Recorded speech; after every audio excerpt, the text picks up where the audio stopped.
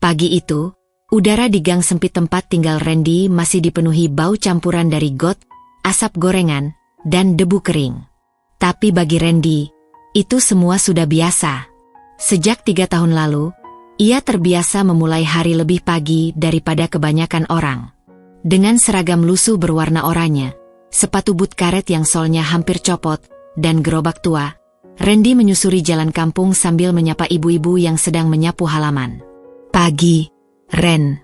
Masih semangat ya?" sapa Bu Yayah, penjual nasi uduk langganannya. "Harus, Bu. Kalau nggak semangat, nanti kalah sama sampah," jawab Randy sambil tersenyum. Di balik senyuman itu, ada rasa lelah yang tidak selalu bisa ia sembunyikan. Tapi hidup harus terus jalan. Dan Randy selalu percaya bahwa pekerjaan apapun, asal halal, punya kehormatan sendiri. Itu prinsip yang diwariskan dari almarhum bapaknya. Siang hari, setelah tugas menyapu selesai, Randy pulang ke rumah kontrakan kecil di ujung gang. Ibunya, Mak Sari, sudah menunggu dengan sepiring nasi dan sayur lodeh. "Makan dulu, Nak. Panas-panas begini, jangan sampai masuk angin." Randy meletakkan topinya di gantungan dekat pintu, duduk, dan mulai makan. Tapi saat itulah ia melihat sebuah amplop putih tergeletak di meja, tepat di sebelah tumpukan koran bekas. "Itu apaan, Mak?" "Tadi diantar anak pos. Undangan," katanya. Dengan penasaran, Randy membuka amplop itu. Di dalamnya ada secari kertas tebal dengan logo sekolah lamanya, SMA Negeri 2 Cendana. Warnanya keemasan, dengan tulisan cetak tegas. Undangan reuni 10 tahun angkatan 2015. Acara akan digelar di hotel mewah di pusat kota. Makan malam resmi, dress code formal. Nama Randy tertulis di daftar tamu yang diharapkan hadir. Randy terdiam lama. Ia ingat betul masa sekolahnya dulu. Masa yang tidak manis.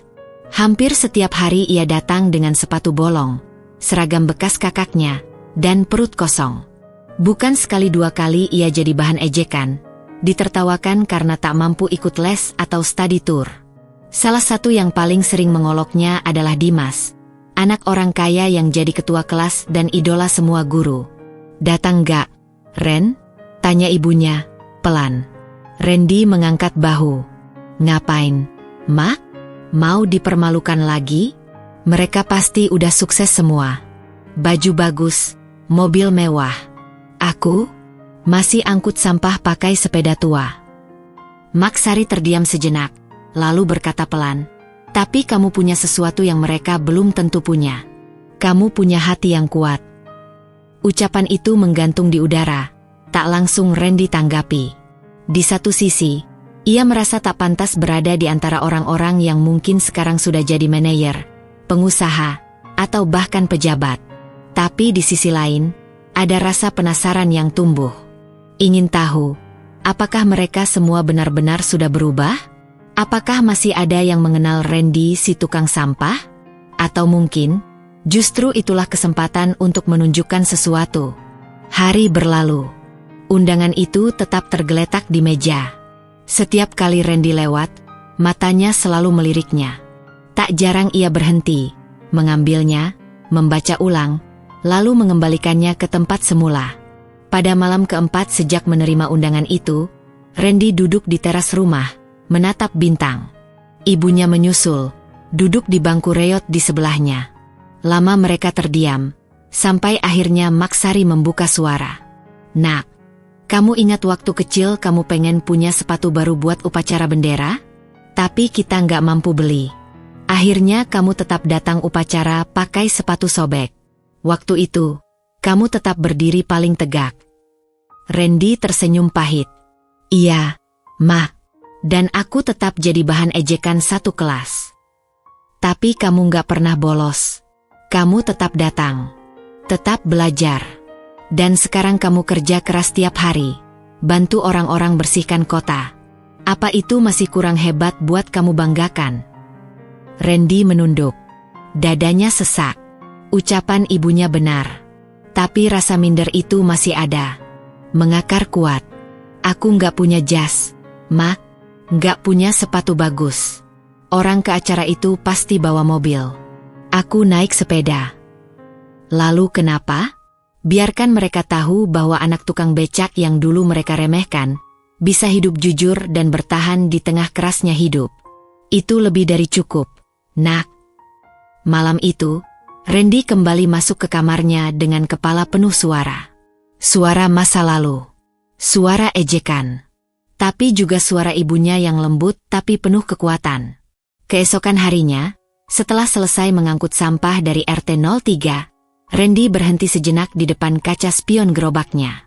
Menatap wajahnya sendiri yang mulai tampak lelah. Tapi di matanya ada cahaya baru. Bukan cahaya kemenangan, tapi cahaya keputusan. Ia pulang ke rumah, membuka lemarinya, dan mengeluarkan satu-satunya kemeja putih yang ia punya. Sudah agak kekuningan, tapi masih layak pakai. Celana kain hitamnya juga sudah tua, tapi rapi. Ia menyetrika sendiri, melipatnya dengan hati-hati. Hari itu, ia juga membawa sepedanya ke bengkel Pak Thohir. Minta diperiksa remnya, dibersihkan rantainya. Mau kondangan kemana, Ren? Tanya Pak Thohir sambil bercanda. Reuni, Pak. Sekali-sekali tampil beda. Dan untuk pertama kalinya setelah bertahun-tahun, Randy merasa seperti sedang menuju sesuatu yang besar. Bukan karena ingin pamer, tapi karena ia merasa perlu menunjukkan bahwa tidak semua cerita harus berakhir seperti yang diperkirakan orang. Malam hari, ia kembali membaca undangan itu. Kali ini, bukan dengan keraguan, tapi dengan tekad. Reuni itu bukan soal pesta, tapi soal keberanian menatap masa lalu dan berdiri tegak di hadapan orang-orang yang pernah membuatnya merasa kecil. Ia menempelkan undangan itu di dinding kamarnya. Tepat di atas meja belajar kecil yang selalu ia gunakan untuk mencatat pengeluaran harian dan ide-ide tentang program kebersihan di kampungnya. Randy tahu, langkahnya belum selesai. Tapi ia juga tahu, bahwa langkah pertama adalah yang paling penting. Dan undangan tak terduga itu, telah membawanya pada langkah pertama yang penuh makna. 2 hari menjelang reuni, Randy duduk di bangku depan rumah sambil membersihkan sepeda tuanya. Jemarinya sibuk mengelap stang yang berkarat, tapi pikirannya melayang jauh, kembali ke halaman sekolah SMA Negeri 2 Cendana, 10 tahun lalu. Ia ingat betul hari-hari ketika ia selalu datang paling pagi karena harus jalan kaki dari rumah yang berjarak hampir 5 km. Sepatu yang ia pakai kala itu bukan hanya bolong, tapi juga terlalu kecil karena warisan dari kakaknya. Randy masih ingat bagaimana sakitnya kaki setiap pulang sekolah, bukan hanya karena lecet, tapi juga karena ejekan teman-temannya. Jangan dekat-dekat. Nanti sepatuku kena debu kampung. Suara itu, tawa itu, Dimas. Dimas adalah pusat segalanya waktu itu, ketua kelas, anak pemilik showroom mobil, dan langganan juara lomba pidato. Ia punya semuanya, uang, popularitas, dan geng berisi anak-anak sok keren yang selalu tertawa paling keras setiap kali Randy dijadikan bahan olok-olok. Pernah suatu hari, saat pelajaran olahraga, Randy lupa membawa sepatu kets. Ia pun tetap ikut bermain bola dengan sepatu sekolah yang licin. Di tengah lapangan, ia terpeleset dan jatuh dengan gaya paling memalukan. Seluruh kelas tertawa. Makanya kalau mau main bola, jangan pakai sepatu museum, seru Dimas sambil tertawa terpingkal-pingkal. Malam itu, Randy menangis di kamar. Tapi ia tidak pernah cerita pada ibunya. Ia tahu ibunya sudah cukup susah. Ia hanya menuliskan semua kekesalan itu dalam buku catatan kecil, yang sekarang entah terselip di mana. Kini, 10 tahun berlalu. Tapi luka-luka kecil dari masa sekolah itu belum benar-benar hilang. Saat membaca undangan reuni, ingatan-ingatan itu langsung muncul seperti luka yang dikoyak kembali. Bukan hanya Dimas. Ada juga Lala dan Rico, 2 orang teman yang dulu pura-pura berteman tapi ikut tertawa saat ia dijatuhkan. Semua orang di kelas seperti punya andil dalam menciptakan masa sekolah yang kelam bagi Randy. Ia masih ingat betapa bahagianya waktu akhirnya lulus. Bukan karena nilai tinggi, tapi karena itu berarti ia tak perlu lagi bertemu dengan mereka. Tak perlu lagi pura-pura tak mendengar ejekan. Tak perlu lagi menunduk saat berjalan di lorong sekolah. Kenapa harus diadakan reuni? Kenapa harus bertemu mereka lagi? Gumam Randy pelan sambil mengelap pedal sepeda. Ia berdiri, mendorong sepedanya masuk ke dalam rumah, lalu kembali melihat undangan itu yang masih tertempel di dinding kamar. Rasa bimbang muncul lagi. Ingin rasanya merobek undangan itu. Membakar habis. Membiarkan semuanya lenyap dan tetap hidup tenang sebagai Randy si tukang sampah. Tapi tangan itu tak bergerak. Ia hanya menatapnya lama. Kamu gak harus datang, Ren, katanya pada dirinya sendiri. Gak ada yang maksa. Namun di sudut hatinya, ada suara kecil yang terus berbisik. Apa kamu akan lari terus? Apa kamu selamanya takut melihat masa lalu? Pikiran Randy berkelindan. Ia tahu, datang ke reuni bukan cuma soal hadir dan duduk manis. Itu seperti naik ke ring tinju, bertemu semua bayangan masa lalu yang dulu membuatnya merasa tak berharga. Sore itu, ia duduk bersama ibunya di dapur. Sambil memotong sayur, Randy bertanya pelan. Mak, kalau kita disakitin orang di masa lalu, tapi sekarang mereka nggak ingat, kita masih perlu ingat juga nggak? Mak Sari berhenti memotong. Ia menatap anaknya lama sebelum menjawab. Ingat boleh, nak, supaya kita tahu rasanya. Tapi jangan dipelihara. Luka itu kayak duri, makin kita pegang makin nyakitin. Tapi kalau kita tahu letaknya, kita bisa cabut perlahan. Randy mengangguk, walau belum sepenuhnya paham. Tapi hatinya terasa sedikit lebih tenang. Malam itu, ia membuka lemari tua di pojok kamarnya.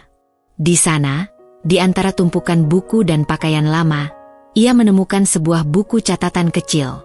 Sampulnya sudah usang. Saat dibuka, halaman-halamannya dipenuhi tulisan tangan yang agak berantakan, catatan masa sekolah. Cerita-cerita kecil yang ia tulis saat sedih. Salah satunya tertulis, hari ini Dimas ejek aku lagi, tapi aku nggak nangis. Aku senyum. Karena katanya, orang sabar itu kuat. Mata Randy panas. Ia menutup buku itu perlahan, menatap langit-langit kamar. Tiba-tiba ia merasa iba pada dirinya sendiri yang dulu. Anak kecil yang sendirian menghadapi dunia. Tapi juga bangga, karena anak kecil itu tak pernah menyerah. Akhirnya, ia mengambil undangan di dinding. Bukannya merobek atau membuangnya, tapi ia meletakkannya kembali di atas meja. Ia belum yakin akan datang. Tapi untuk pertama kalinya, ia tidak ingin lagi lari dari bayang-bayang masa lalunya. Karena bisa jadi, luka yang belum hilang itu, justru akan membimbingnya menemukan keberanian yang sesungguhnya. Hari semakin dekat. Undangan reuni itu kini sudah tidak lagi menggantung di dinding kamar, tapi diletakkan di atas meja, bersebelahan dengan buku catatan masa sekolah yang semalam dibaca Randy. Sepanjang pagi, Randy berjalan mondar-mandir di ruang sempit rumahnya seperti orang bingung. Ia mencoba menyibukkan diri dengan membersihkan dapur, melipat baju, bahkan mengecat ulang gerobaknya, padahal catnya tinggal sedikit dan nyaris habis. Mak Sari memperhatikan tingkah anaknya sambil duduk di kursi rotan. Ia tidak bertanya apa-apa, tapi dari raut wajahnya, ia tahu betul apa yang sedang dipikirkan Randy. Ia mengenal anaknya lebih dari siapapun. Ren, panggilnya pelan, duduk sini dulu. Randy menurut. Ia duduk di sebelah ibunya yang sudah menyiapkan 2 cangkir teh hangat. Suara air mendidih dari dapur masih terdengar samar. Kamu masih ragu ya soal reuni itu? Randy hanya mengangguk, menatap lantai. Kalau kamu gak mau datang, Mak gak akan paksa, lanjut Mak Sari. Tapi kamu harus tahu kenapa kamu gak mau. Karena takut, malu, atau karena kamu merasa gak punya nilai dibanding mereka? Pertanyaan itu menohok. Randy tidak langsung menjawab.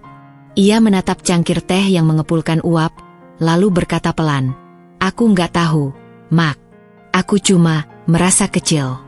Mereka semua sukses, pakai jas, bawa mobil. Aku masih narik gerobak dan tinggal di rumah sempit begini. Mak Sari menghela napas.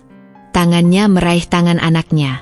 Nak, kamu tahu nggak, yang paling mak banggakan dari kamu bukan karena kamu kerja keras, tapi karena kamu nggak pernah malu jadi dirimu sendiri. Randy menoleh. Tapi mereka tetap akan lihat aku sebagai si miskin yang dulu sering diejek. Biarin, nak. Kalau mereka masih melihat kamu seperti itu, berarti mereka yang belum tumbuh dewasa. Kamu bukan orang yang sama dengan Randy 10 tahun lalu. Kamu sekarang berdiri di kaki sendiri, kerja jujur, dan bantu banyak orang. Mereka bisa punya mobil, punya perusahaan. Tapi belum tentu mereka tahu rasanya bangun subuh demi cari makan halal. Randy terdiam. Kata-kata ibunya seperti menepuk pundaknya dari dalam. Mak Sari melanjutkan, kamu ingat waktu kita cuma punya uang 10.000 buat makan 2 hari? Tapi kamu tetap ngotot beli lembaran brosur tentang pengelolaan sampah karena kamu mau belajar. Itu bukan hal kecil, nak. Itu besar. Kamu punya mimpi yang gak semua orang punya. Ingatan itu datang seperti angin malam, dingin, tapi jujur. Ia ingat betapa ia rela keliling kampung kumpulin kertas bekas karena ingin belajar cara mengolah sampah jadi barang berguna. Ia pernah gagal, pernah ditertawakan tetangga karena eksperimen membuat kompos bau busuk. Tapi semua itu dilalui, dan kini ia punya komunitas kecil yang membantu pemuda kampung mengelola sampah organik menjadi pupuk.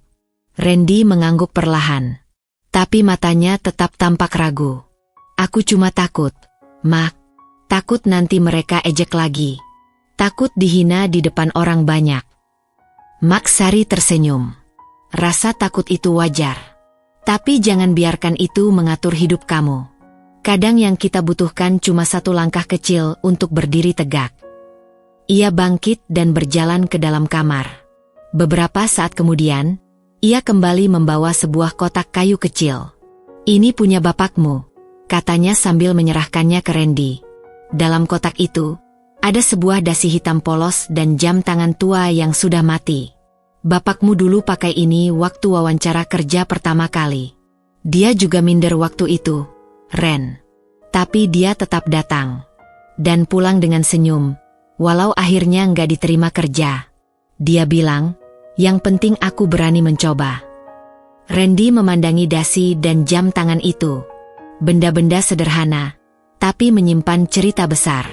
Aku harus pakai dasi ke acara itu, Mak? Tanya Randy, setengah bercanda. Mak Sari tertawa. Nggak harus. Tapi kalau kamu mau, bapakmu pasti senang. Karena kamu mewakili semangatnya. Hari itu, Randy kembali mengambil kemeja putihnya.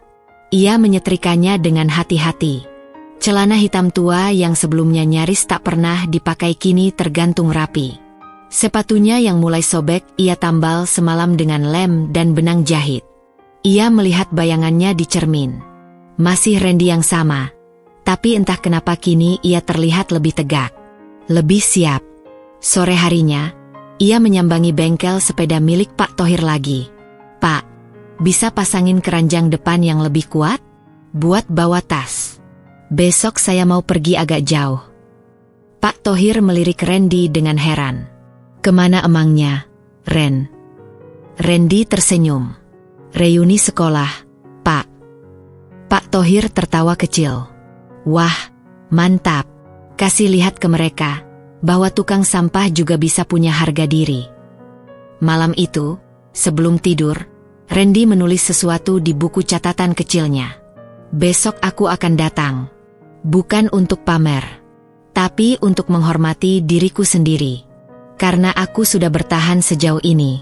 Dan ketika lampu kamar padam, Randy tahu bahwa besok bukan hanya tentang reuni, tapi tentang pembuktian bahwa harga diri tidak ditentukan oleh pakaian, pekerjaan, atau kendaraan, tapi oleh keberanian untuk tetap berjalan meski pernah dijatuhkan.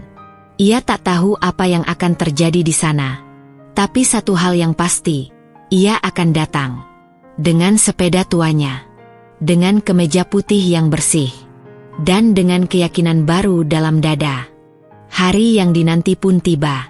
Pagi itu, langit sedikit mendung. Seolah turut merasakan kegugupan yang berkecamuk di dada Randy. Ia bangun lebih pagi dari biasanya. menyapu halaman kecil di depan rumah dan mandi lebih lama dari yang biasa ia lakukan. Kemeja putih dan celana hitam yang sudah disiapkan sejak kemarin tergantung rapi di dinding. Dasi milik almarhum bapaknya telah disetrika dan diletakkan di atas meja. Mak Sari menyiapkan sarapan sederhana, nasi goreng telur dan segelas teh manis. Mereka makan dalam diam, hanya sesekali saling pandang dan tersenyum. Kalau nanti ada yang menyapa kamu dengan sombong, cukup senyum, ya, pesan Mak Sari sambil merapikan kerah kemeja Randy. Randy mengangguk. Iya, Mak. Setelah berpamitan dan mencium tangan ibunya, Randy mengayuh sepedanya menuju pusat kota. Perjalanan cukup jauh, dan ia harus melewati jalanan ramai yang dipenuhi kendaraan mewah. Beberapa pengendara memandangnya dengan heran, mungkin karena penampilannya yang terlalu rapi untuk ukuran seseorang yang naik sepeda tua. Setibanya di hotel tempat reuni digelar, Randy berdiri sejenak di depan pintu kaca besar, menatap bayangannya sendiri. Ia menarik napas dalam, mengencangkan dasinya, dan melangkah masuk. Interior hotel begitu mewah, dengan lampu gantung kristal, karpet merah, dan meja-meja bundar berlapis kain putih. Di sudut ruangan, sebuah spanduk besar bertuliskan, Reuni 10 tahun Angkatan 2015 SMA Negeri 2 Cendana. Beberapa wajah yang dulu hanya dikenalnya sebagai sosok asing di kelas kini tampak lebih dewasa, lebih mapan. Ada yang langsung mengenalinya dan menyapa dengan senyum hangat, tapi tak sedikit pula yang hanya melirik lalu kembali pada obrolannya sendiri. Randy? Randy Ramadan? Suara laki-laki dari belakang mengejutkannya. Ia menoleh. Dimas. Masih dengan senyum khasnya yang dulu sering digunakan untuk mengejek, tapi kini terasa lebih tulus. Dimas, jawab Randy, berusaha tenang. Gila, gue hampir nggak ngenalin lo. Gimana kabar? Baik. Lo sendiri? Lumayan. Masih kerja di perusahaan bokap, sih. Dimas tertawa kecil, lalu menatap Randy dari atas sampai bawah. Lo sekarang kerja apa? Pertanyaan itu datang cepat, seperti yang sudah Randy duga. Aku kerja bersihin kota, ngurusin sampah. Punya komunitas kecil juga buat edukasi lingkungan, jawab Randy jujur. Dimas sempat terdiam, lalu mengangguk pelan. Wah, keren, bro. Jujur, gue salut. Salah satu teman lama mereka, Ayu, ikut bergabung. Ini Randy ya? Dulu lo juara kelas di mata pelajaran biologi kan? Randy tertawa. Iya, itu pun karena sering pinjam catatan Ayu. Suasana mencair. Obrolan mengalir. Beberapa teman lama mulai menghampiri, mengajak berbincang, menanyakan kabar, bahkan ingin tahu lebih banyak soal kegiatan lingkungan yang Randy jalani. Untuk pertama kalinya, Randy merasa bahwa ia hadir bukan sebagai yang dulu miskin, tapi sebagai dirinya yang sekarang, dengan cerita, perjuangan, dan nilai yang layak dihargai. Di penghujung acara, pembawa acara mempersilakan perwakilan alumni untuk memberikan kata sambutan. Beberapa orang menoleh ke arah Randy. Ia sempat menggeleng pelan, tapi Ayu mendorongnya maju. Dengan langkah ragu tapi mantap, Randy naik ke atas panggung kecil. Terima kasih. Jujur, saya nggak pernah berpikir akan benar-benar datang ke reuni ini. Banyak alasan untuk tidak datang, tapi satu hal yang saya pelajari dari hidup, kita nggak bisa memilih masa lalu, tapi kita bisa memilih untuk tidak malu dengan siapa diri kita. Saya datang bukan untuk pamer, tapi untuk berdamai dengan masa lalu, dengan ketakutan, dan untuk menunjukkan bahwa jalan hidup kita semua, meski berbeda, tetap punya nilai yang sama. Tepuk tangan mengisi ruangan. Bukan tepuk tangan simpati, tapi penghargaan. Dan malam itu, Randy pulang dengan hati yang ringan. Bukan karena ia diakui, tapi karena akhirnya, ia sendiri bisa mengakui bahwa ia pantas dihargai. Bukan karena ia kaya, tapi karena ia berani hadir. Suasana reuni semakin hangat. Para alumni mulai lebih lepas bercerita, tertawa, dan mengenang masa sekolah yang penuh warna. Randy berdiri di dekat meja minuman, sesekali menyapa teman lama yang lewat dan bertanya kabar. Meski hatinya masih dicekam canggung, ada sedikit rasa nyaman yang mulai tumbuh. Setidaknya, ia tak dianggap asing sepenuhnya. Namun kenyamanan itu tak bertahan lama. Di tengah ruangan, Dimas berdiri dan mengetuk gelas dengan sendok kecil. Dentingnya nyaring, membuat semua tamu diam dan menoleh ke arahnya. "Halo semuanya," seru Dimas dengan gaya percaya dirinya yang khas. "Boleh sebentar aja ya? Gue pengen ngajak kita semua nostalgia bareng." Para tamu tertawa kecil, beberapa bertepuk tangan. Zaman SMA, kita punya banyak kenangan lucu, ya kan?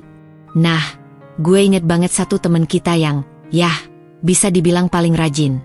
Tiap pagi datang paling awal, bukan buat belajar, tapi buat nyapu halaman sekolah. Orang-orang mulai tertawa. Beberapa menoleh ke arah Randy. Siapa lagi kalau bukan Randy? Nama itu disebut nyaring, dan semua mata kini tertuju pada Randy.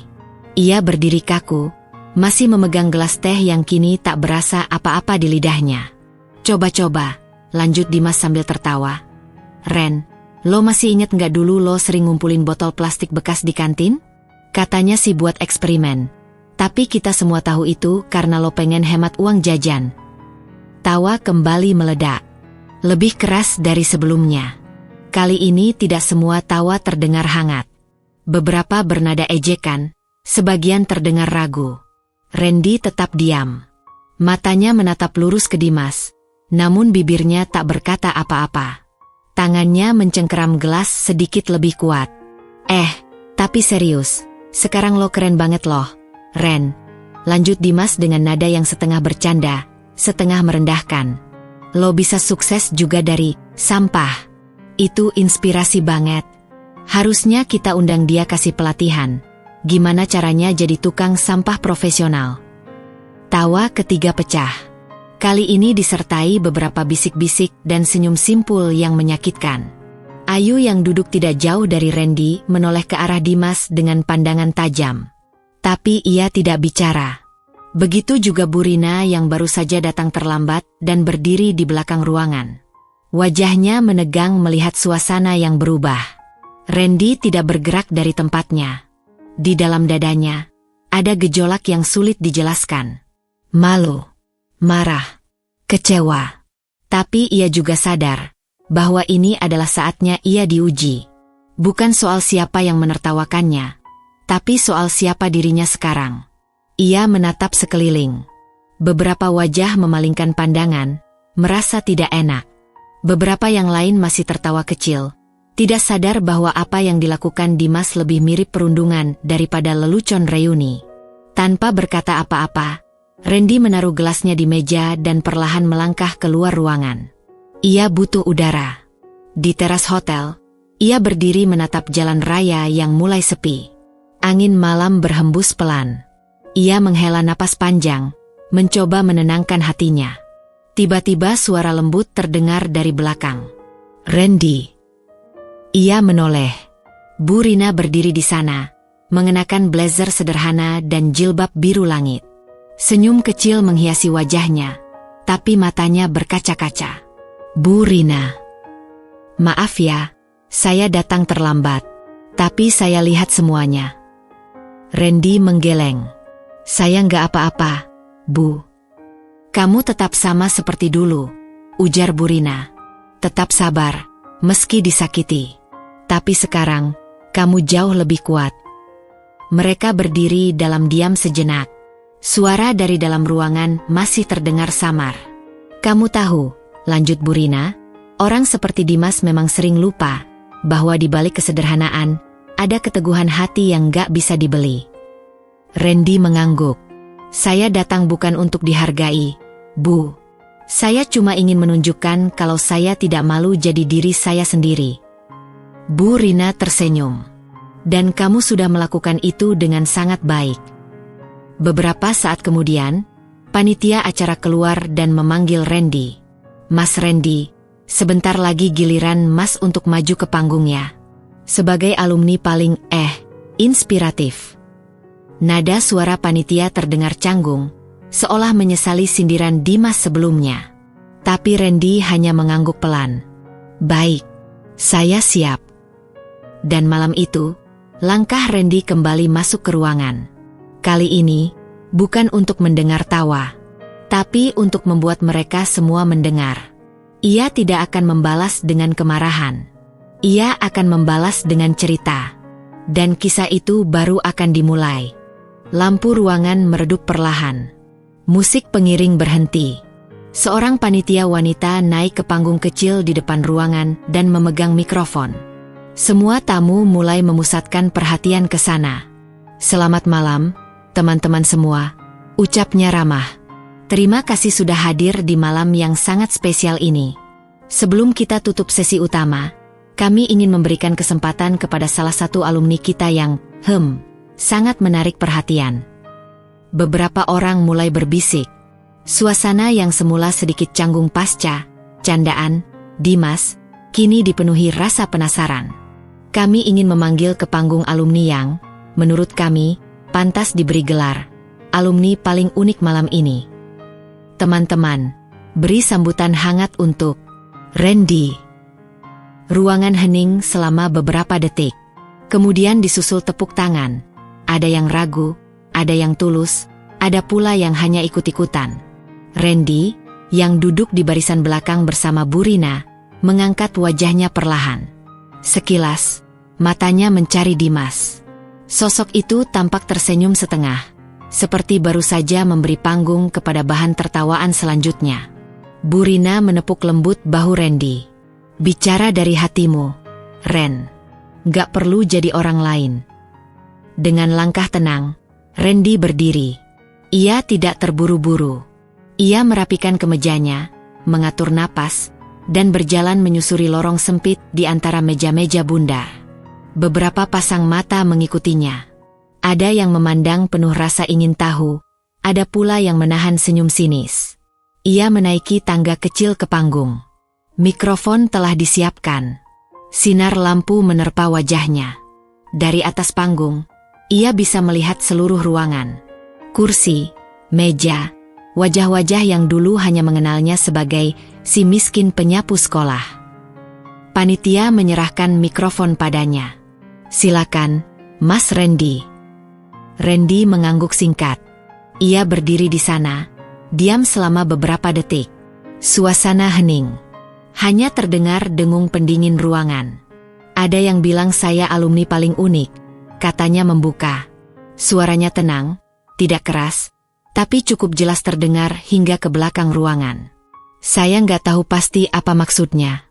Tapi saya rasa, mungkin karena pekerjaan saya. Atau mungkin karena saya datang ke sini dengan sepeda tua dan baju yang sederhana. Beberapa orang tersenyum canggung. Dimas menyilangkan tangan dan menyandarkan punggung. Saya bukan bos perusahaan. Bukan juga pejabat. Saya tukang sampah. Beberapa tamu mulai saling menoleh. Ada yang mengerutkan dahi, ada yang terlihat tertarik. Waktu saya dapat undangan reuni ini, saya sempat bingung. Saya pikir, untuk apa saya datang? Saya bukan siapa-siapa. Waktu sekolah dulu, saya sering jadi bahan ejekan. Karena baju saya lusuh. Karena saya bawa bekal dari rumah pakai koran. Karena saya bantu ibu bersih-bersih sekolah setelah pulang. Ia berhenti sejenak. Matanya menyapu ruangan. Beberapa orang tertunduk. Tapi malam ini saya datang. Bukan karena saya ingin dianggap keren. Bukan juga untuk membalas. Saya datang karena saya ingin menghormati diri saya sendiri.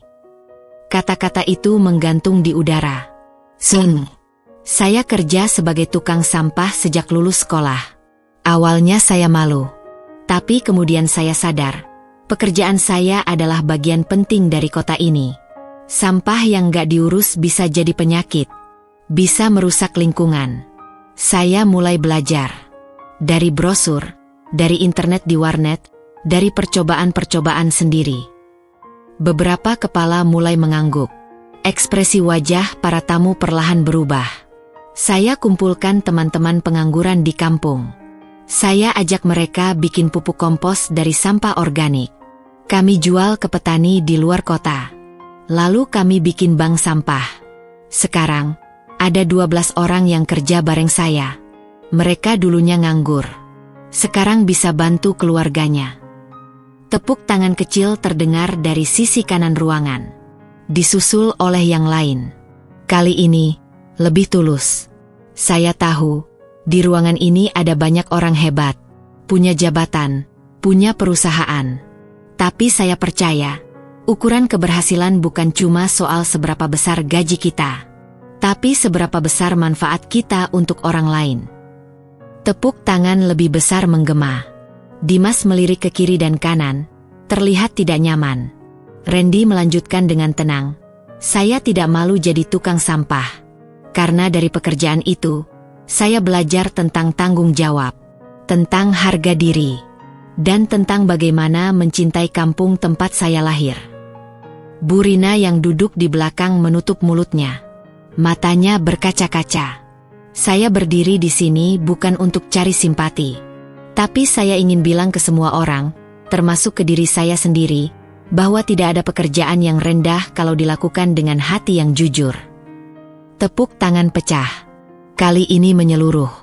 Tidak ada yang berani menertawakan. Bahkan Dimas pun terpaku di kursinya. Randy menutup dengan kalimat sederhana. "Terima kasih sudah mendengarkan saya. Semoga kita semua, dalam jalan hidup masing-masing, tetap bisa bermanfaat. Sekecil apapun itu." Ia membungkukkan badan sebentar, lalu menyerahkan mikrofon kembali pada panitia. Ketika ia menuruni panggung, suasana berubah. Beberapa orang berdiri memberinya tepuk tangan. Yang tadi tertawa, kini hanya bisa terpaku. Yang tadi meremehkan, kini mulai memahami. Randy duduk kembali di samping Bu Rina. Wanita itu tak bisa menahan tangis harunya. Ia meraih tangan Randy dan menggenggamnya erat. "Kamu membuat saya bangga malam ini," bisiknya. Randy tersenyum, pelan. Tapi dalam senyum itu, ada keberanian yang tak tergoyahkan. Dan malam itu, ia bukan lagi si Randy tukang sampah. Ia adalah Randy, si pemuda yang membuat semua orang terdiam. Dan ini baru permulaan. Langkah Randy menuju panggung terasa seperti jalan paling panjang yang pernah ia lalui. Suara tawa kecil di pojok ruangan masih terdengar, samar tapi menusuk. Dimas bersandar santai di kursinya dengan senyum mengejek yang masih menggantung. Namun Randy tidak memandang ke arahnya. Ia menatap panggung, menatap mimbar kecil tempat biasanya kepala sekolah dulu berbicara. Langkahnya mantap, meskipun detak jantungnya tak bisa dia kendalikan. Tangannya sempat gemetar saat menggenggam mikrofon. "Assalamualaikum warahmatullahi wabarakatuh," ucapnya perlahan. Suara itu tidak lantang, tidak penuh wibawa, tapi tenang, jujur. Sejenak ruangan menjadi senyap. "Nama saya Randy. Dulu saya duduk di bangku paling belakang, dekat jendela yang sering bocor kalau hujan. Saya bukan murid yang menonjol.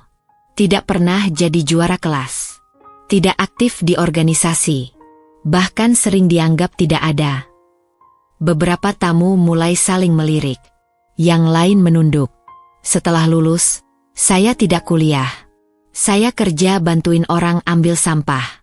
Dulu saya malu bilang itu. Tapi sekarang tidak lagi.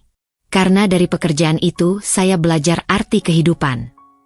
Randy berhenti sejenak, memastikan kata-katanya sampai. "Saya melihat banyak orang membuang apa saja. Tidak cuma sampah rumah tangga, tapi juga harapan, waktu, bahkan harga diri. Dan di antara tumpukan itu, saya pelan-pelan belajar bahwa sesuatu yang dianggap tidak berguna bisa jadi sangat berharga." Ia mulai melihat beberapa kepala mengangguk pelan. Beberapa yang semula asyik bermain ponsel kini meletakkannya. Saya mulai mengumpulkan botol plastik, kardus. Lalu mulai belajar dari internet dan buku bekas tentang daur ulang. Tahun ketiga, saya membentuk komunitas kecil bernama Hijau Kembali. Kami ajak anak-anak muda pengangguran buat bantu pilah dan olah sampah organik. Kami bikin pupuk. Kami jual. Kami juga bantu bersihkan sungai kecil di kampung kami. Suasana kini berubah. Tak ada lagi tawa, tak ada lagi bisik-bisik. Semua mata menatap Randy. Saya tahu, hari ini saya datang dengan sepeda tua dan pakaian yang tidak mahal. Tapi saya bawa lebih dari itu. Saya bawa cerita tentang bagaimana kami, yang dulu dianggap tak punya masa depan, sekarang bisa jadi bagian dari solusi. Ia menoleh ke arah Bu Rina yang duduk di barisan depan. Mata Bu Rina berkaca-kaca. Bu Rina pernah bilang ke saya waktu kelas 12, "Randy, kamu mungkin tidak bersinar di kelas, tapi kamu punya cahaya sendiri." Waktu itu saya tidak paham maksudnya, tapi sekarang saya mengerti. Ia menatap ke sekeliling. Kita semua datang dari masa lalu yang sama, tapi kita punya masa depan yang bisa berbeda, tergantung bagaimana kita melangkah. Hari ini saya berdiri bukan untuk pamer keberhasilan, karena saya belum berhasil apa-apa. Saya berdiri di sini untuk mengatakan bahwa kita tidak perlu malu menjadi diri sendiri. Diam. Sun. Bahkan Dimas pun kini tidak terlihat senyum sinisnya. Randy menunduk sedikit, menyampaikan kalimat terakhirnya. "Terima kasih sudah mengundang saya. Terima kasih sudah mendengarkan. Dan terima kasih karena memberi ruang untuk satu suara kecil dari pinggiran." Tepuk tangan pecah. Tidak serentak, tapi tulus. Lalu membesar, berdiri, dan memenuhi seluruh ruangan.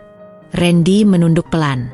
Di antara deru tepuk tangan itu, ia melihat Bu Rina berdiri, matanya berkaca-kaca, memberi hormat dengan tangan di dada. Bahkan beberapa panitia terlihat mengusap mata. Saat ia turun dari panggung, orang-orang yang tadi menertawakannya menyingkir pelan, memberi jalan. Ada yang menepuk bahunya. Ada yang berkata pelan, "Luar biasa, Ren." Tapi yang paling mengejutkan adalah ketika seorang pria parubaya menghampirinya sambil memperkenalkan diri sebagai pejabat dari Dinas Lingkungan Kota. Ia mengajak Randy berbincang tentang kemungkinan kerjasama untuk program pengolahan sampah. Namun semua itu tidak mengubah raut wajah Randy. Ia tetap rendah hati. Ia hanya mengangguk dan menjawab dengan sopan. Malam itu, Randy tidak hanya menggetarkan ruangan dengan kata-katanya, tapi juga mengguncang kesadaran banyak orang bahwa martabat tidak datang dari status, tapi dari kontribusi. Dan di tengah kerumunan yang mulai mencair itu, Dimas hanya bisa duduk diam.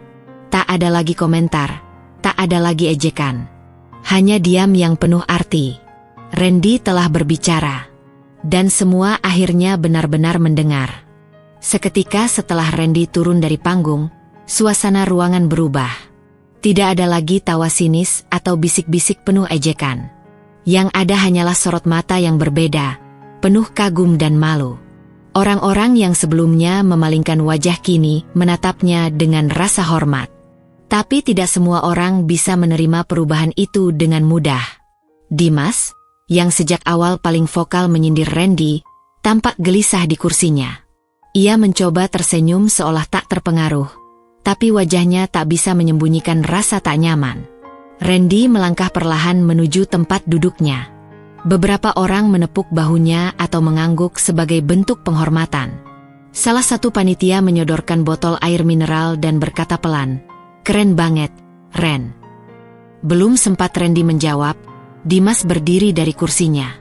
Dengan suara yang sengaja diperkeras agar didengar banyak orang, ia berkata, "Ya ampun, kok sekarang kerja jadi tukang sampah bisa dibanggakan, ya?" Beberapa orang tersentak. Tatapan mereka beralih antara Dimas dan Randy. Suasana yang mulai hangat kembali memanas. Namun Randy tidak langsung menanggapi. Ia menatap Dimas, lalu meneguk air mineral dengan tenang. Setelah itu, ia berjalan mendekat, berhenti di depan pria yang dulu selalu memandangnya dari atas. "Dimas," katanya. Suaranya pelan tapi terdengar jelas. "Aku tahu, mungkin di matamu pekerjaan ini nggak ada nilainya. Tapi bagiku, ini pekerjaan yang membuatku sadar bahwa setiap orang bisa berguna. Bahkan dari tempat yang paling bau dan kotor sekalipun." Dimas tertawa singkat, mencoba mempertahankan sikapnya. Iya, tapi ini reuni, bro, bukan tempat buat ceramah motivasi." Randy menatapnya lurus. Aku nggak niat ceramah. Aku cuma jawab pertanyaan yang kamu sendiri lontarkan di depan semua orang. Kamu tanya, kenapa aku masih berani datang ke sini meski aku tukang sampah? Jawabannya sederhana, karena aku nggak malu jadi diriku sendiri. Beberapa tamu mulai bertepuk tangan lagi. Tapi yang paling mengejutkan adalah ketika Bu Rina berdiri dari kursinya. Wajahnya merah, matanya berkaca-kaca. Cukup, Dimas, katanya tegas. Kalau kamu belum bisa menghargai perjuangan seseorang, setidaknya jangan meremehkan. Ruangan terdiam. Bahkan Dimas tidak bisa membalas apa-apa. Tatapan para tamu kini bergeser darinya. Tidak ada lagi dukungan. Tidak ada lagi tawa menyetujui. Bu Rina berjalan pelan ke arah Randy. Ia menggenggam tangan mantan muridnya itu, lalu berkata, "Randy, terima kasih.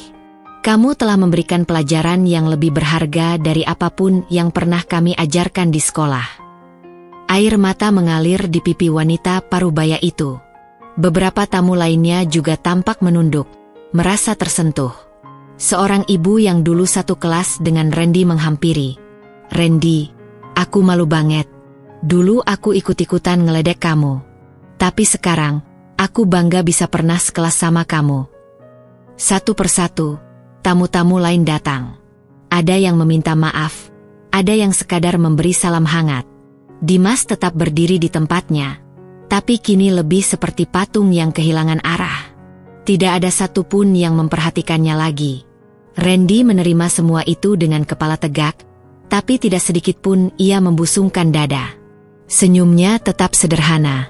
Tatapannya tetap rendah hati. "Terima kasih," ucapnya berulang kali. "Aku datang bukan untuk mencari pujian. Tapi karena aku ingin menunjukkan bahwa kita semua punya jalan masing-masing. Dan tidak ada jalan yang lebih mulia dari jalan yang dijalani dengan jujur dan tulus." Reuni itu, yang awalnya terasa seperti jebakan rasa malu, kini menjadi panggung pembuktian. Tidak ada kejutan dari artis atau pertunjukan megah malam itu. Tapi justru cerita Randy lah yang menjadi momen paling dikenang semua tamu. Malam makin larut. Musik kembali diputar, tapi nuansanya berbeda. Suasana hati para alumni lebih ringan. Banyak dari mereka yang kembali duduk berdampingan, mengobrol bukan soal kekayaan atau jabatan, tapi soal mimpi dan masa lalu. Dan di tengah itu semua, Randy duduk di bangku sudut, ditemani Bu Rina dan beberapa teman lama. Mereka tertawa kecil, mengenang masa sekolah, dan berbicara tentang rencana komunitas hijau kembali. Satu hal telah berubah, kini mereka mendengarkan. Rasa malu yang dulu membelenggu, kini berubah menjadi kebanggaan. Bukan karena Randy kaya, bukan karena dia sukses menurut ukuran dunia, tapi karena ia jujur pada dirinya sendiri, dan karena keberanian itu, ia menginspirasi orang lain untuk melakukan hal yang sama. Dan Dimas? Ia keluar dari ruangan lebih cepat dari yang lain. Sendirian. Tanpa pamit. Acara reuni berakhir sekitar pukul 10 malam. Para tamu mulai meninggalkan ruangan, sebagian besar dengan wajah yang masih menyimpan kesan mendalam dari peristiwa tadi. Tidak ada yang menyangka, malam yang awalnya dipenuhi pameran keberhasilan akan ditutup dengan pelajaran hidup dari seseorang yang datang hanya dengan sepeda tua. Randy duduk sendirian di sudut ruangan, menatap gelas air mineral yang belum habis. Ia sudah menolak tawaran panitia untuk dijemput pulang atau diberi penginapan. Ia hanya ingin diam sejenak, membiarkan semua kejadian malam itu meresap pelan-pelan. Tiba-tiba, langkah seseorang mendekat. Randy menoleh. Sosok tinggi dengan jas mahal berdiri canggung di depannya. "Randy, bisa bicara sebentar?" "Itu Dimas." Randy mengangguk pelan, tak mengatakan apa-apa. Dimas duduk perlahan di kursi sebelahnya.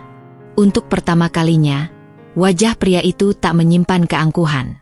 Mata Dimas tampak letih, seperti seseorang yang baru saja selesai dari pertempuran batin.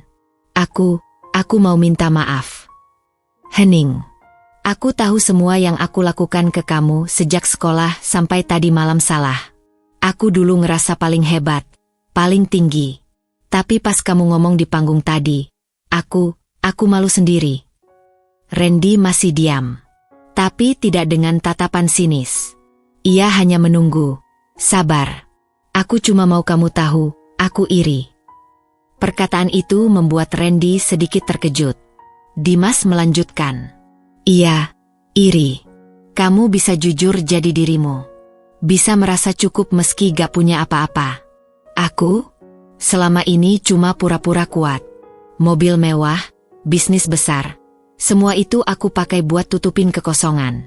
Aku gak tahu siapa teman sejati. Tapi kamu. Dimas menghela napas panjang. Waktu kamu ngomong tentang sampah dan harga diri, rasanya kayak ditampar keras. Aku gak pernah mikir sedalam itu. Randy menatap Dimas. Ia tak membalas dengan kata-kata besar. Hanya kalimat sederhana yang tulus. Dimas, semua orang punya jalan sendiri. Yang penting bukan di mana kita berdiri, tapi kemana kita melangkah. Dimas mengangguk. Matanya memerah. Makasih, Ren. Makasih udah buka mataku. Tak lama kemudian, teman-teman lain mulai berdatangan. Satu persatu, mereka menghampiri Randy. Aku juga mau minta maaf, Ren, ujar Siska, teman sekelas yang dulu pernah menolak duduk sebangku dengannya. Aku dulu egois banget. Tapi malam ini, kamu bikin aku sadar. Ren, kita dulu sering ngatain kamu. Aku malu banget sekarang, ucap Iwan, pria bertubuh gempal yang kini bekerja di luar negeri. Tapi malam ini, kamu yang paling keren. Suasana berubah menjadi penuh haru. Randy dikelilingi teman-teman lama yang dulu menghindarinya. Tapi sekarang mereka semua datang sendiri, bukan karena terpaksa, tapi karena sadar. Bu Rina pun mendekat, membawa satu map lusuh yang ternyata masih disimpannya sejak dulu.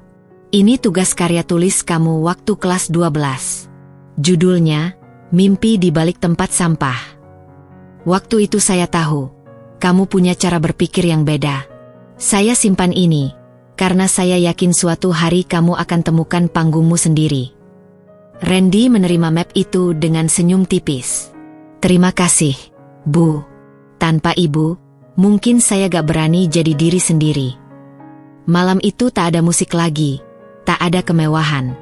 Tapi suasana jauh lebih bermakna. Ruangan reuni berubah jadi tempat rekonsiliasi, bukan hanya antara Randy dan teman-temannya, tapi antara mereka dan masa lalu mereka sendiri. Beberapa dari mereka mulai membicarakan ide untuk mendukung komunitas hijau kembali. Iwan bahkan menawarkan bantuan logistik untuk memperluas gerakan Randy ke luar kota. Ini bukan balas budi, Ren, katanya. Ini karena kami sadar, kamu yang paling pantas jadi pemimpin. Bukan karena kaya, tapi karena tulus. Dimas kembali angkat bicara. Ren, kamu butuh kantor? Aku punya bangunan kosong di pinggiran kota. Kalau kamu gak keberatan, bisa kamu pakai buat pusat kegiatan komunitasmu. Randy tidak langsung menjawab. Ia menatap Dimas dalam-dalam. Kalau kamu beneran tulus bantu, bukan cuma buat nutup rasa bersalah, aku terima. Tapi aku gak mau jadi pajangan. Aku mau kerja bareng anak-anak muda yang lain. Kita mulai dari bawah. Dimas tersenyum tipis. Setuju. Malam semakin larut. Tamu mulai pulang satu persatu. Tapi kini, mereka pamit dengan pelukan, bukan hanya lambaian tangan. Banyak dari mereka yang meminta kontak Randy, bahkan berjanji akan datang ke kampungnya. Randy berdiri di luar gedung, ditemani angin malam yang lembut. Sepedanya masih terparkir di sudut halaman, tak berubah sedikit pun. Tapi kini, perasaannya tak sama seperti saat datang tadi. Dulu ia datang dengan rasa cemas. Sekarang ia pulang dengan hati penuh penerimaan. Beberapa langkah di belakang, Dimas menghampiri lagi. Ren, satu hal terakhir, katanya. Apa? Kalau suatu hari kamu punya acara komunitas, aku mau jadi panitianya. Randy tertawa kecil. Asal jangan jadi MC aja, Dim. Bahaya. Dimas ikut tertawa. Mungkin untuk pertama kalinya malam itu, tanpa topeng. Malam itu ditutup dengan pelukan singkat antara dua teman lama yang dulu saling berseberangan. Kini mereka berdiri di titik yang sama, pengakuan. Dan di atas sepeda tuanya, Randy mengayuh pelan, meninggalkan hotel mewah, membawa lebih dari sekadar kenangan. Ia membawa perubahan. Malam itu, seorang tukang sampah pulang sebagai seseorang yang telah memulihkan harga diri, membuka mata orang banyak, dan memulai bab baru dalam hidupnya. Semua dimulai dari keberanian untuk datang. Dan semua berubah karena kejujuran dalam menjadi diri sendiri. Beberapa minggu setelah reuni itu berlalu, kehidupan Randy tidak lagi sama seperti sebelumnya. Sepeda tuanya masih setia menemani ia berkeliling kampung, mengumpulkan sampah dari rumah ke rumah. Tapi kini, langkahnya terasa lebih ringan, dan senyumnya lebih lebar dari biasanya. Berita tentang keberanian dan ketulusan Randy saat berbicara di acara reuni menyebar cepat kemana-mana. Orang-orang yang dulu memandang sebelah mata, yang dulu tak pernah memperhatikannya, kini mulai melihat sosok Randy dengan cara yang berbeda.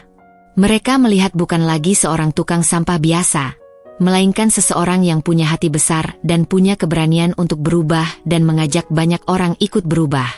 Dimas, yang dulu menjadi teman sekelas yang suka mengejek dan menghina, sekarang datang menghampiri Randy dengan wajah yang berbeda. Kali ini, bukan wajah penuh cemoohan, tapi wajah yang penuh penyesalan dan harapan. Dimas mengajak Randy untuk bekerja sama. Bangunan kosong yang dulu tidak terpakai, yang dipunyai Dimas di tengah kota, kini direnovasi dan disiapkan menjadi pusat kegiatan komunitas hijau kembali. Tempat itu akan digunakan untuk mengolah sampah secara lebih serius dan melatih lebih banyak anak muda di kampung mereka. "Ren, aku ingin bantu," kata Dimas suatu sore. "Aku sadar selama ini aku salah menilai kamu. Sekarang aku ingin jadi bagian dari perjuanganmu." Randy menatap Dimas sebentar. Ada rasa haru dan lega di hatinya. "Terima kasih, Dim. Kita mulai dari sini, sama-sama." Bersama-sama, mereka menghidupkan kembali mimpi yang dulu tak pernah disangka bisa terwujud. Anak-anak muda yang dulu hanya menganggur dan merasa tidak berguna kini punya pekerjaan dan harapan. Mereka diajarkan cara memilah sampah, mengolahnya menjadi pupuk organik, dan membuat barang-barang daur ulang yang bisa dijual. Semua ini bukan hanya soal uang, tapi tentang membangun rasa percaya diri dan martabat. Siska, salah satu anggota komunitas yang rajin dan penuh semangat, membawa laporan keuangan komunitas ke pertemuan rutin mereka. "Lihat, Ren. Pendapatan dari hasil kerja kita sudah mulai terlihat," katanya sambil tersenyum. Randy membalas dengan senyum yang sama hangat. "Ini baru permulaan, SIS. Kita masih punya banyak pekerjaan, dan masih banyak yang harus kita buktikan." Mereka sadar perjalanan ini tidak mudah. Masih banyak tantangan dan rintangan yang harus dihadapi, seperti minimnya kesadaran masyarakat dan keterbatasan fasilitas. Tapi mereka tidak menyerah. Kebersamaan dan tekad kuat membuat mereka yakin bisa mengubah kampung mereka menjadi tempat yang lebih bersih, sehat, dan indah. Suatu hari, Bu Rina datang mengunjungi mereka. Melihat bagaimana komunitas hijau kembali, berkembang dan memberi manfaat nyata, air mata haru menetes di mata sang guru yang dulu selalu percaya pada Randy. "Randy, aku benar-benar bangga padamu. Kamu sudah membuktikan bahwa setiap orang punya nilai, dan tidak ada yang tidak mungkin jika kita mau berusaha," ucap Bu Rina dengan suara lembut. Randy tersenyum dan membalas, "Terima kasih, Bu. Saya tidak akan bisa sampai di sini tanpa doa dan dukungan dari Ibu dan semua yang percaya pada saya." Dukungan dari guru, ibu, dan orang-orang terdekat memang sangat berarti bagi Randy. Mereka menjadi sumber kekuatan ketika dunia seolah menutup mata.